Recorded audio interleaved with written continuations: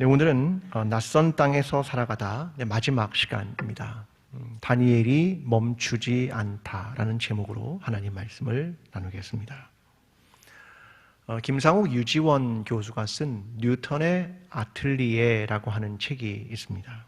여기에 보면 무지개에 대한 이야기를 하나 들려줍니다. 여러분은 무지개 하면 뭐가 떠오르시나요? 네, 빨주노초 바람보. 네, 색깔이 머릿속에 딱 이렇게 떠오르는 게 무지개라고 하는 겁니다. 그런데 무지개라는 말을 독일어로 보면 레겐보겐이라고 한답니다. 이게 무지개를 의미하는 단어입니다. 그런데 앞에 레겐이라는 이 말은 비입니다. 비가 내리는 거죠. 네, 보겐이라는 말은 둥근 아치를 의미하는 말입니다. 그러니까 레겐보겐이라는 말은 비인데 물인데 둥근 아치 모양을 만든다. 네, 그런 뜻입니다. 그런데 우리가 생각하는 무지개는 색깔입니다. 근데 독일어는 색깔이 아니라 재료와 형태에 대한 이야기로 만든 단어가 무지개라는 단어입니다. 자, 그러면 영어는 무지개가 뭐죠? 레인보우. 네, 레인보우는 어떤 말입니까? 레인이라고 하는 비하고 보우라고 하는 활 두 개가 합성어입니다. 그러니까 역시 이것도 물이라고 하는 재료와 활 모양으로 휘어졌다고 하는 형태가 하나의 단어로 합쳐진 것이 레인보우라는 말입니다. 그러면 우리나라의 무지개는 무슨 단어일까요? 이것은 물과 지게의 합성어입니다. 물은 물이니까요. 지게는 뭘까요? 지게란 예전에 있었던 둥근 모양의 문, 위에가 이렇게 둥글게 생긴 문을 지게 이렇게 불렀습니다. 그러니까 우리나라의 무지개도 똑같습니다. 재료, 물이라는 재료와 둥근 모양의 형태, 이걸 합친 말이 무지개, 이런 뜻입니다. 우리가 생각하는 색깔 위주의 단어가 아니라 무지개는 알고 보니까 재료와 형태를 가지고 만든 단어가 무지개라는 것을 알게 된 겁니다. 여러분, 우리는 지금 독일어와 영어의 낯선 단어를 통해서 깨달은 것이 있습니다. 그건 무지개라고 하는 단어가 재료와 형태의 합성어이고 우리 자신이 사용하는 무지개라는 단어를 보니까 역시 다르지 않다라는 걸 발견하게 된 겁니다. 자, 이 말을 바꾸면 이런 말이죠. 우리가 어떤 낯선 것을 만난다고 하는 것은 그것이 우리와 다르구나 라거나 내게 더 좋구나 라고 하는 것을 단순히 깨닫기 위한 것이 아니라 원래 가지고 있는 본래의 뜻을 통해서 내가 잘못되게 생각하고 있던 것들을 새롭게 발견하게 된다. 이것이 낯선 것을 만날 때 얻게 되는 것이다. 이런 이야기입니다. 여러분, 우리는 코로나19라는 낯선 상황에 놓여 있습니다. 그것은 시간이 지나면 해결되거나 혹은 그냥 견디면 되거나 그것을 의미하는 낯선 상황이 아닙니다. 이 낯선 상황 속에서 우리는 우리 자신의 신앙과 삶을 새롭게 조명하고 새롭게 해석하고 새롭게 창조해 나아가는 시간이 되어야 이것이 낯선 것을 만나는 의미가 있다라고 하는 말입니다. 오늘 우리는 낯선 땅을 살아간 다니엘이라는 한 사람의 이야기를 통해서 그는 낯선 땅에서 어떻게 살았는가에 대한 이야기를 여러분과 함께 나누어 보려고 합니다. 오늘 성경의 이야기는 이렇습니다. 다리오 왕이 총리 3명을 세웁니다. 그 중에 하나가 다니엘이었습니다. 그는 포로로 끌려온 유대 사람이었습니다. 근데 그가 너무 높은 직위에 오르니까 사람들이 그를 시기하기 시작했습니다. 다니엘을 혼내주는 방법은 그가 믿고 있는 하나님 그리고 율법 이것을 건드리는 것이 좋겠다고 판단했습니다. 그래서 그들이 금령을 하나 만듭니다. 앞으로 30일 동안은 왕 이외에 다른 신이나 사람들에게 무엇을 구해서는 안 된다라고 하는 법을 만들게 되었고, 왕도 여기에 도장을 찍게 되었습니다. 그런데 다니엘은 평소에 하던 대로 윗방에 올라가 예루살렘을 향하여 장문을 열고 하루에 3번씩 기도하게 됩니다. 결국 다니엘이 금령을 어겨서 사자굴에 들어가게 되고, 하나님은 다니엘을 이 사자굴에서 구원하심을 통해서 다니엘이 무죄한 것을 증명하셨다. 이게 오늘 본문 전체의 이야기입니다. 다리오 왕, 그는 과연 어떤 인물이었을까? 학자들은 페르시아의 3번째 왕인 다리우스 1세라고 말합니다. 그는 기원전 522년부터 486년까지 페르시아의 왕이었습니다. 자, 다리오 왕을 언급하기 시작한 것은 이런 의미입니다. 다니엘이 제국에 살았다. 그리고 그의 시대를 언급한 것은 그가 제국에 산 지 오래되었다.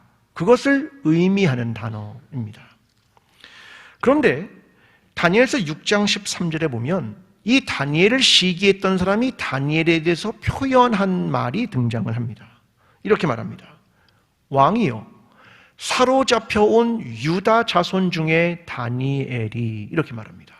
자, 여기서 유다 자손이라는 이 말이 중요합니다. 자, 이 말을 그들이 쓴 건 이런 말입니다. 제국에 잡혀온 지 오랜 시간이 지났습니다. 그런데 그는 여전히 제국에 흡수되지 않고 본래의 색채가 흐려지지 않고 변함없이 여호와에 대한 신앙을 지켜온 유다 자손인 다니엘입니다. 그 말입니다. 다니엘은 변함없는 사람, 그것이 바로 다니엘이 가졌던 중요한 신앙적 특징이었다는 것입니다. 과연 그는 어떤 사람이었는가를 오늘 본문을 통해서 좀 깊이 살펴보면 좋겠습니다. 자, 먼저 다니엘서 1장 1절과 2절은 이렇게 설명합니다. 다리오가 자기의 뜻대로 고관 120명을 세워 전국을 통치하게 하고 또 그들 위에 총리셋을 두었으니 다니엘이 그 중에 하나이라. 자, 다리오 왕은 어떤 사람이냐면 전국을 120개의 지방으로 나누고 지방관을 세웁니다. 그리고 40명씩을 그룹으로 묶어서 그 위에 총리를 하나씩 세웠다, 그 말입니다. 대단히 중앙 집권적인 형태를 가지고 있고 전국망을 가지고 있다, 그런 말입니다. 그런데 여기서 중요한 말은 다리오 왕이 자기의 뜻대로라는 말입니다. 자, 이 말은 어떤 뜻이냐면 무엇을 하는 것이 다리오에게 흡족하게 여겨졌다, 그런 말입니다. 다리오 왕이 자기의 뜻대로 내가 흡족한 대로 이 일을 진행했다라고 하는 겁니다. 그는 권력과 힘, 중앙 집권을 가지고 있었습니다. 이러한 강력한 왕권은 왕의 신격화로 이어질 가능성을 늘 내포하고 있는 것입니다. 이게 다리오라는 사람입니다. 반면 다니엘을 표현하는 단어가 3절에 등장합니다. 이렇게 말합니다. 다니엘은 마음이 민첩하여. 자, 그의 마음이 민첩하다는 건 특별했다, 이런 말인데, 이는 다니엘의 마음과 속사람이 남다르다, 그런 말입니다. 그가 마음이 민첩했다는 건 속사람이 남달랐다. 어떻게? 4절이 이렇게 말합니다. 그가 충성되어 아무 그릇됨도 없고 아무 허물도 없음이었더라. 자, 여기서 충성되다는 말은 신실하다, 한결같다, 믿을만하다, 이런 뜻입니다. 그릇됨이 없다는 건 소홀하거나 태만하지 않다. 허물이 없다는 건 부패하지 않았다, 그런 뜻입니다. 성경은 이 두 사람을 비교합니다. 하나는 다리오, 하나는 다니엘입니다.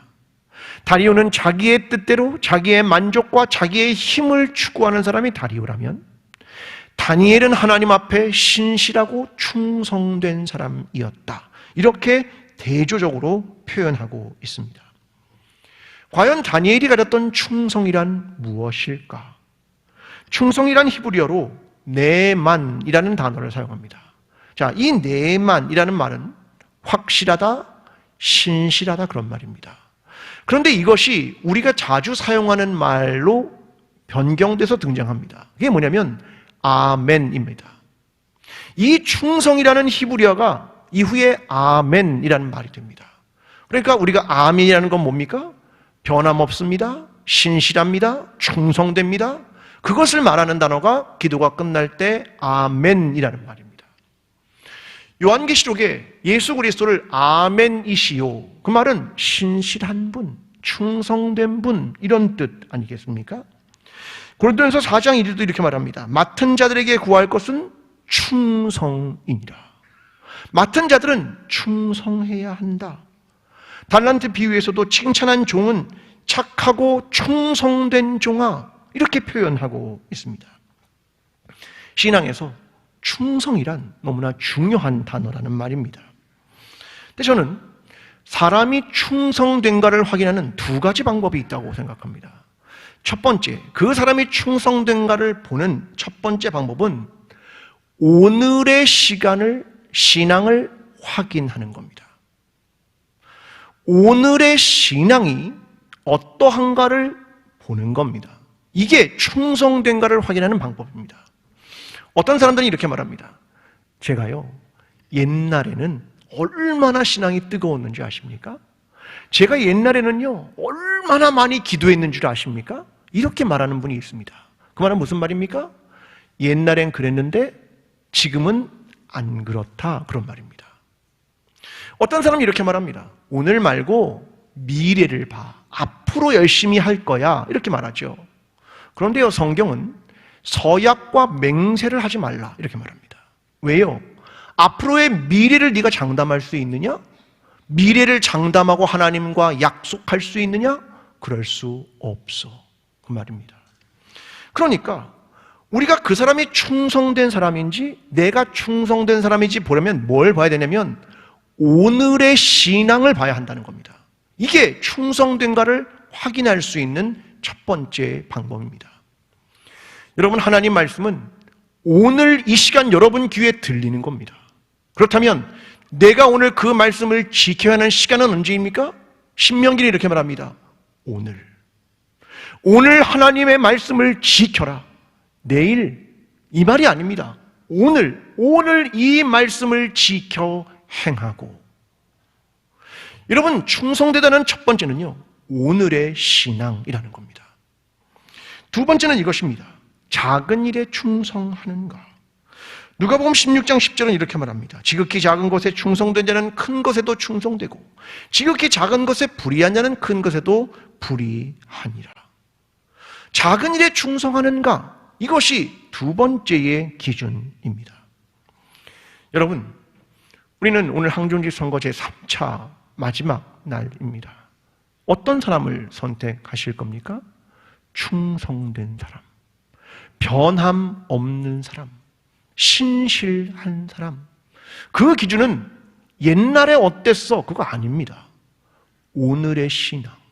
그가 오늘 기도하는 사람인지, 오늘 하나님의 말씀을 지키는 사람인지, 오늘 화해하는 사람인지, 오늘 하나님의 정의를 행하는 사람인지, 그 오늘의 신앙이 그가 충성된 사람인가를 결정하는 기준이라는 말입니다. 또 하나는 뭡니까? 작은 일에 충성하는가. 이것이 충성이라는 것을 확인하는 방법이라고 생각합니다. 오늘 저와 여러분 다르지 않습니다. 우리의 신앙이 오늘 작은 일 속에서, 그리고 오늘이라는 시간 속에서 하나님의 말씀을 지키고 오늘 사랑하고 오늘 화해하고 오늘 하나님의 정의를 행하게 되는 오늘의 신앙을 살아가게 되는 저와 여러분의 삶이 되기를 간절히 기도합니다. 다리오 왕은 시기하는 신하들이 이제 찾아와서 금령 하나를 만들자고 합니다. 7절의 말씀입니다. 나라의 모든 총리와 지사와 총독과 법관과 관원들이 의논하고 왕에게 한 법률을 세우며 한 금령을 정하실 것을 구하나이다. 왕이여, 그것은 곧 이제부터 30일 동안에 누구든지 왕 외의 어떤 신에게나 사람에게 무엇을 구하면 사자굴에 던져넣기로 한 것이니이다. 자, 그들은 얼마나 많은 사람들이 다니엘 한 사람을 잡기 위해 모였는지 모릅니다. 총리, 지사, 총독, 법관, 관원, 엄청난 사람들이 의논해서 누구 하나를 잡고 싶은 겁니까? 다니엘. 그들은 한 사람을 잡기 위해 치밀한 준비를 하는 겁니다. 금령의 내용은 이거죠. 30일 동안 신에게나 다른 사람에게 왕을 제외하고는 무엇을 구해서는 안 된다.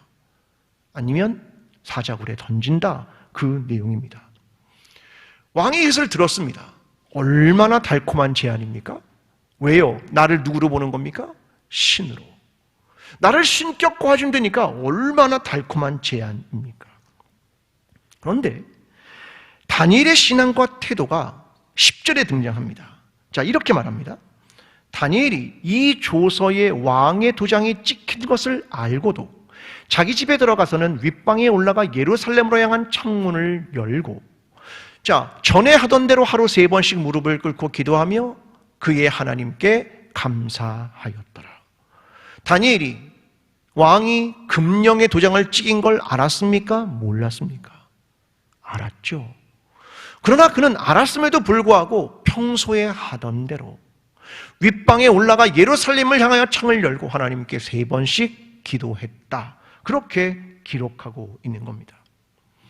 그가 예루살렘을 향하여 창을 연 것은 솔로몬이 봉헌식 때 했던 기도 때문이었습니다. 솔로몬이 이렇게 말합니다.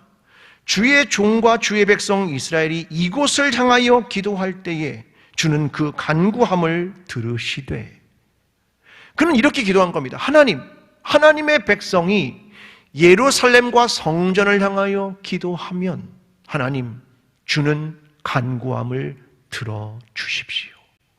그랬기 때문에 그가 예루살렘을 향하여 창을 열고 기도한 겁니다. 또 하나는 3번씩 기도했다는 건 이런 말입니다. 시편 55편 17절 이렇게 말합니다. 저녁과 아침과 정오에 내가 근심하여 탄식하리니 여호와께서 내 소리를 들으시리로다. 언제요? 저녁과 아침과 정오에. 내가 그때 기도하면 하나님이 들으십니다. 그걸 이야기한 시편의 노래 때문에 다니엘이 예루살렘을 향하여 하루에 3번씩 기도하게 된 것입니다. 하나님, 내 소리를 들어주십시오. 그 내용이 그가 그렇게 기도한 이유입니다. 저는 다니엘이 2개의 법 사이에 서게 됐다고 생각합니다. 하나는 왕이 만든 금령이라고 하는 겁니다. 12절은 이렇게 표현합니다. 메대와 바사에 고치지 못하는 규례, 이렇게 말합니다. 메대와 바사에 고치지 못하는 규례가 있다. 또 하나는 5절에 하나님의 율법이 있다. 지금 낯선 땅을 살아가는 다니엘은 이 2개의 법 사이에 쓰게 된 겁니다. 하나는 왕의 금령, 고치지 못하는 그들의 규례, 또 하나는 하나님의 율법입니다. 전자는 현실의 눈앞에 있습니다. 명문화되었고요. 후자는 하나님을 향한 법이고 하나님은 보이지 않습니다. 전자는 강제할 수 있는 법이고 후자는 내면의 자발성이 근거입니다. 전자는 지키지 않으면 벌을 받고 후자는 지키지 않아도 어떤 제재도 없습니다. 다니엘은 2 법 사이에 섭니다. 그게 그가 낯선 땅에서 경험하게 되는 겁니다. 그가 이스라엘에 있을 때는 이러한 일이 없었습니다. 그냥 하나님께서 주신 땅에서 하나님의 백성으로 살았으니까요. 그런데 지금 그가 낯선 땅에 와서는 2 법 사이에 서게 된 겁니다. 그러나 그는 자기의 자유로 하나님의 법, 신앙을 과감하게 선택합니다. 왜요? 더 높은 권위가 하나님께 있음을 믿었기 때문입니다. 눈앞의 이익과 유익에 근거하지 않고 자신에게 찾아올 불이익과 불리함에 연연하지 않고 더 큰 하나님, 그 하나님에 대한 권위를 인정하고 있는 것이었습니다. 저는 낯선 땅에선 2가지 이슈가 떠오른다고 생각합니다. 그 첫 번째 이슈는 이것입니다. 권위의 문제입니다. 그는 제국이라는 낯선 땅의 법에 살아갑니다. 거기서 어떤 권위를 인정할 거냐는 겁니다. 로마서 13장 1절은 이렇게 말합니다. 각 사람은 위에 있는 권세들에게 복종하라. 이게 로마서의 이야기입니다. 너는 위에 있는 권세들에게 복종해 라고 이야기를 합니다. 여러분, 그러나 제국의 법이 하나님의 법과 충돌하게 되면 하나님의 법에 합한 것인가? 이것을 점검해야 한다는 겁니다. 여러분, 코로나 시대에는 정부가 강력한 통제를 하기 시작했습니다. 여러분도 어디에 가면 서점을 가건 식당을 가건 어느 가게를 가건 반드시 뭘 하십니까? QR코드를 찍습니다. 그러시죠? QR코드를 찍고 돌아옵니다. 그러면요, 어떤 일이 벌어지는 겁니까? 내 동선이 드러나는 겁니다. 이게 국가가 강력한 통제를 하고 있는 겁니다. 저도요, 어느 서점에 가면 이름을 기록하고 전화번호를 적습니다. QR코드를 찍기도 하고요. 여러분, 제 전화번호를 모르는 사람은 잘 안 가르쳐 줍니다. 전화가 너무 많이 와서 잘 안 가르쳐 줍니다. 근데 어디에 가면 반드시 제 전화번호를 적습니다. 요즘은 동선 때문에 제가 나쁜 짓을 못하는 것 같습니다. 나쁜 짓 하기가 너무 어려워졌습니다. 동선이 다 드러나니까. 여러분, 동선이 드러난다는 건 정부의 통제가 강력해졌다, 그런 건 의미하는 겁니다. 그러나 우리는 동의합니다. 왜? 안전이라고 하는 게 중요한 가치이기 때문에 동의하는 겁니다. 여러분, 그러나 국가의 통제가 하나님의 법과 다르다, 그러면 어떻게 합니까? 저항을 시작하는 겁니다.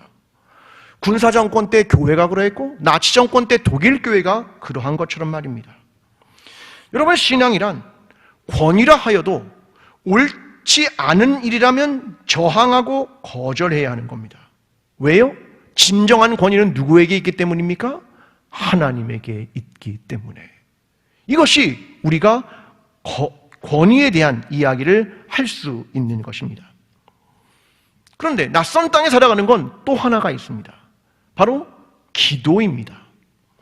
다니엘은 기도를 시작합니다. 다니엘이 어떤 기도를 했을까? 그것을 유추하는 것이 다니엘서 9장에 그의 기도를 보면 알 수 있습니다. 다니엘의 기도는 두 가지가 명확합니다. 자, 다니엘서 9장 5절부터 나오는 것은 탄식입니다. 우리는 이미 범죄하여 패역하며 행악하며 반역하여 주의 법도와 규례를 떠나 싸우며 말씀하신 것을 듣지 아니하였나이다. 그는요, 첫 번째 기도의 내용은 이것입니다. 탄식입니다. 주님, 우리는 범죄했고 패역하고 행악하고 반역하고 떠나고 듣지 않았습니다. 그의 기도에는 변명이나 상황을 탓하는 것이 없습니다. 하나님, 우리가 잘못했습니다. 이게 명쾌하게 등장합니다. 심지어 다니엘서 9장 7절은 이렇게 말합니다. 주여, 공회는 주께로 돌아가고 수치는 우리 얼굴로 돌아옴이 오늘과 같아서. 수치가 우리 얼굴로 돌아왔다는 건 가시적이고 공개적인 수치가 왔다는 겁니다. 이 말은 뭐냐면 우리가 멸망했다는 겁니다. 하나님, 지금 우리의 현재의 상황이 멸망당했습니다. 부끄러움을 당했습니다. 그 이야기를 하고 있는 겁니다. 여러분, 기도의 첫 번째는 뭐냐면 회개와 탄식과 상황에 대한 인정입니다. 이게 다니엘의 기도가 보여주는 첫 번째 특징입니다. 두 번째 특징이 있습니다. 다니엘서 9장 19절이 이렇게 말합니다.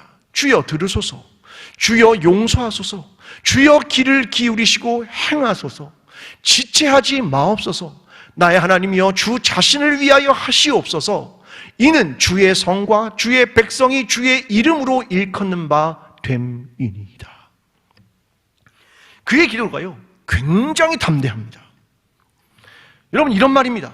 주님, 용서란 주님의 행위입니다. 용서는 주님이 하시는 겁니다. 이렇게 말하는 겁니다. 굉장히 담대합니다. 이러면서 이렇게 얘기하는 겁니다. 주님, 귀를 기울이시고 지체하지 마시고 하나님의 이름을 위하여, 하나님의 자존심 걸린 거 아닙니까? 하나님, 지체하지 마시고 행하십시오. 기도가요, 엄청나게 담대합니다. 여러분, 이런 얘기입니다. 하나님의 성실과 긍휼과 용서가 우리의 죄를 압도해 주십시오. 그 말입니다. 하나님, 우리는 죄인입니다. 이게 첫 번째. 탄식하는 겁니다. 이게 필요하죠. 두 번째 뭡니까? 하나님의 긍휼이 우리의 죄를 압도해 주십시오. 하나님, 자존심 있지 않습니까? 하나님, 지체하지 마십시오. 이게 다니엘의 기도였다는 말입니다. 여러분, 우리는 두 가지 사실을 기억해야 됩니다. 하나는 권위라고 하는 것이 실제 우리의 삶에 다가온다고 하는 것과, 또 하나는 기도라고 하는 이 두 가지를 함께 기억하는 게 중요합니다. 여러분 들어보셨겠지만 스톡데일 패러독스라는 말이 있습니다. 스톡데일 패러독스. 이게 무슨 말이냐면, 월남전에 베트남에게 잡혔던 포로들이 있었습니다. 그런데 그 중에서 생존했던 스톡데일이라는 사람이 어떻게 생존했는가에 대한 이야기입니다. 그러니까 낯선 땅에서 어떻게 살아가야 하는가, 그거하고 되게 비슷합니다. 보통의 포로들은 이랬답니다. 크리스마스가 오면 구출되겠지? 부활절이 오면 집에 갈 수 있을 거야. 이 말은 뭐냐면 막연한 희망이라는 겁니다. 그런데 그 사람들은 버티지 못했습니다. 스톡데일이 한 방법은 이겁니다. 희망은 잃지 않습니다. 그러나 현재의 비참한 상황을 냉정하게 받아들인다, 그 말입니다. 그래서 이걸 뭐라고 말하냐면 합리적 낙관주의, 이렇게 말합니다. 현실은 받아들이고 희망은 놓지 않는다. 이 두 가지가 같은 것일 수가 없잖아요. 그래서 패러독스라는 말을 쓰는 겁니다. 이게 스톡데일 패러독스라는 말입니다. 다니엘이 이런 삶을 산 겁니다. 현실에 있습니다. 제국에 살아갑니다. 그러나 최선을 다해 살아갑니다. 권위의 문제가 옵니다. 그러면 우선순위를 정합니다. 하나님의 권위가 있고 그 다음에 왕의 권위가 있다. 그는 기도하는 겁니다. 역사는 하나님이 이끌어 가시는 것입니다. 그는 믿고 기도하는 겁니다. 그리고 희망을 놓치지 않는 겁니다. 이게 낯선 땅에서 살아가는 방법이라는 겁니다. 월터 브루그맨 학자는 이런 이야기를 합니다. 실제 제국이라는 정황에서, 제국에 살아가니까요, 그리고 예언적 사실주의와 희망이라는 환경에서 기도한다. 어려운 말일 수도 있는데 어렵지 않습니다. 실제 제국의 정황에서 우리가 살아갑니다. 낯선 상황에서 살아갑니다. 그러나 그때 뭘 붙드냐? 예언적 사실주의. 하나님의 예언은 사실이야. 왜요? 예언자의 말대로 망해버렸거든요. 그건 사실이다라고 하는 걸 붙드는 겁니다. 또 하나는 희망이라는 걸 붙드는 겁니다. 그리고 그 환경에서 뭐 한다? 기도한다. 이것이 월터 브루그만이 이야기하고 있는 내용입니다. 여러분, 오늘 우리가 코로나19라는 낯선 상황에서 살아가는 방법은 이것입니다. 오늘 우리에게 주어지는 상황, 현실의 권위에 대한 바른 이해와 판단, 그리고 하나님께만 희망이 있음을 믿으며 기도 속에서 살아가게 되는 것, 이것이 오늘 우리가 낯선 땅에서 살아가는 방법이라는 말입니다. 오늘 저와 여러분의 삶이 낯선 땅에서 살아가지만 우리의 현실을 직시하고 여기서 최선을 다하며 살아가고, 그러나 희망의 끈을 놓지 않고 하나님께 믿음과 그리고 기도함으로 살아가는 저와 여러분의 삶이 되기를 간절히 기도합니다. 이제 금령을 어긴 다니엘을 사자굴에 집어넣습니다. 금령을 어겼기 때문입니다. 그런데 참 재미있는 것이 등장합니다. 노심초사하고 있는 한 사람이 있습니다. 그게 누구냐? 다리오 왕입니다. 여러분, 금령의 도장을 찍은 게 누굽니까? 다리오 왕이죠. 근데 그를 구원하고자 하는 게 누굽니까? 다리오 왕입니다. 14절이 이렇게 말합니다. 왕이 이 말을 듣고 그로 말미암아 심히 근심하여 다니엘을 구원하려고 마음을 쓰며 그를 건져내려고 힘을 다하다가 해가 질 때에 이르렀더라. 자, 노력을 했는데 구원했다는 겁니까? 못했다는 겁니까? 구원을 못했다, 그 말입니다. 왕인데요, 왕이 법을 만들었는데요, 자기도 어찌할 수 없는 자신을 발견하게 되는 겁니다. 여러분, 누가 자유인입니까? 왕입니까? 아니요. 왕이 금령을 만들고 자기도 어찌할 수 없는데 무슨 자유인입니까? 누가 자유인입니까? 다니엘이죠. 법을 알지만 자유롭게 행하거든요. 누가 포로로 끌려온 자입니까? 다니엘입니까? 아니요, 다리오 왕인데요. 거절할 수 있는 자는 누구고 거절할 수 없는 자는 누구고 누가 진정한 힘이 있고 누가 진정한 힘이 없느냐? 다니엘이 자유인이고 그가 거절하기도 하고 그에게 진정한 힘이 있어 보입니다. 이 이야기는 다리오는 구원자가 아닙니다. 그걸 설명하는 구절입니다. 오히려 왕이 16절에서 자기의 신앙을 고백합니다. 왕이 다니엘에게 이르되 내가 항상 섬기는 너의 하나님이 너를 구원하시리라 하니라. 뜬금없는 신앙 고백이 나옵니다. 왜? 내가 너를 구원 못하겠다는 겁니다. 누가 한다? 내가 항상 섬기는 너의 하나님이 너를 구원하시리라. 그 이야기를 하는 겁니다. 다니엘은 내가 무죄합니다. 이걸 입증한다. 이걸 명백하게 하는 분이 있을 것이다. 그게 누구다? 하나님이다. 그 이야기를 하는 겁니다. 결국 이 이야기는 인간의 음모, 이것을 막아서 의로운 자를 살리는 하나님의 능력에 대한 이야기를 하는 겁니다. 고대의 관습은 죄인이 형을 당하고 다음 날까지 죽지 않으면 용서함을 받는 관습이 있었습니다. 다니엘을 사자굴에 넣었는데 다음 날까지 죽지 않은 겁니다. 그럼 어떻게 합니까? 용서한다는 겁니다. 그래서 풀려나게 된 겁니다. 여러분, 우리는 낯선 땅에서 애매한 고난을 당할 때가 있습니다. 사자굴에 들어가는 것처럼 말입니다. 사자굴이란 야만적이고 무법한 현장입니다. 동물의 세계에 인간을 던지는 겁니다. 초대교회도 그러한 적이 있었죠. 그 던짐은 무엇인 줄 아십니까? 존엄한 인간의 존재를 동물의 먹이로 집어던지는 전략입니다. 동물과는 대화도 되지 않습니다. 이해와 설득도 불가능합니다. 우리는 거기에서 스스로를 증명하기란 불가능해집니다. 그런데 그때 하나님이 우리의 무죄함을 증명하기 시작하십니다. 22절은 이렇게 말합니다. 나의 하나님이 이미 그의 천사를 보내어 사자들의 입을 봉하셨으므로 사자들이 나를 상해하지 못하였사오니 이는 나의 무죄함이 그 앞에 명백함이오며. 내 무죄함을 누가 드러내냐면 왕이 못했던 일을 하나님이 하십니다. 그 이야기입니다. 사람들은 누군가를 다른 사람의 먹이로 집어던지거나 폭력을 만드는 세상을 만들려 합니다. 그런데 하나님이 원하시는 세상은 누가 누군가의 먹이가 되거나 폭력이 존재하는 세상이 아니라 고요와 평화와 생명의 부활이 이루어지는 것이라는 말입니다. 이게 하나님의 일하심입니다. 이것이 하나님이 우리를 구원하신다고 말씀하시는 겁니다. 여러분, 낯선 땅에서 우리가 하나님의 백성임을 증명해 가는 것은 고난과 미움과 폭력과 존엄이 사라진 현장에서 구원과 생명과 평화를 만드는 일입니다. 오늘 이 기록을 하다가 중간에 다니엘서를 기록한 사람이 이런 문구 하나를 삽입합니다. 23절. 이는 그가 자기의 하나님을 믿음이었더라. 이 구절 하나를 여기에 기록하게 됩니다. 여러분, 제국이 만드는 일들이 있습니다. 그것은 누군가를 던지는 행동입니다.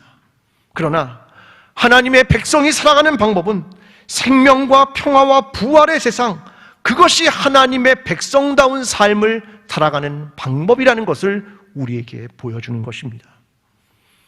오늘 이 낯선 땅에서 하나님의 백성으로서 생명과 평화와 부활의 삶으로 살아가게 되는 저와 여러분의 삶이 되기를 간절히 기도합니다.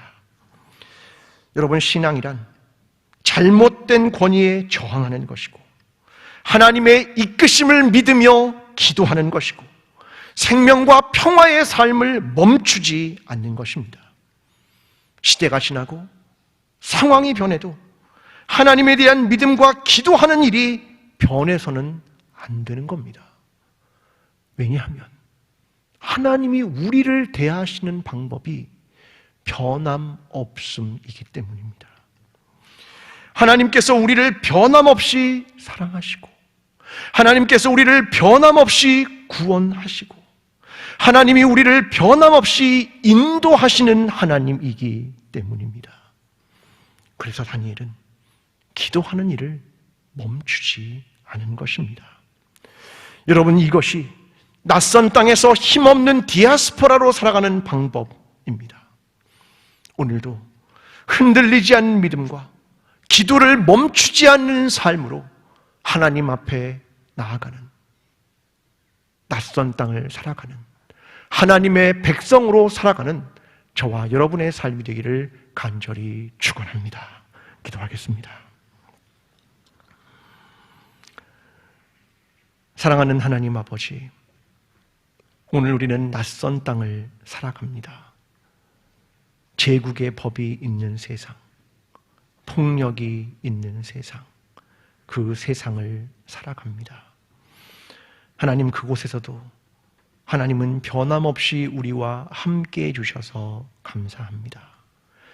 그 변함없는 하나님을 따라 우리도 우리의 신앙이 흔들리지 않게 도와주시고 우리의 기도가 멈추지 않게 도와주셔서 낯선 땅에서도 하나님의 백성으로 살아가는 우리 모두가 될 수 있도록 주님 우리를 도와주시옵소서. 예수 그리스도의 이름으로 기도합니다. 아멘. 사랑하는 광주제일교회 성도 여러분, 변하지 마십시오. 하나님을 향한 사랑과 충성과 믿음에서 흔들리지 마십시오. 하나님의 말씀과 기도를 멈추지 마십시오. 낯선 땅과 낯선 시간에서 살아갈 때에도 우리가 하나님의 백성임을 매일 잊지 않으며 복음의 능력으로 살아가십시오. 더 높은 도덕과 하나님의 법 안에서 살아가십시오.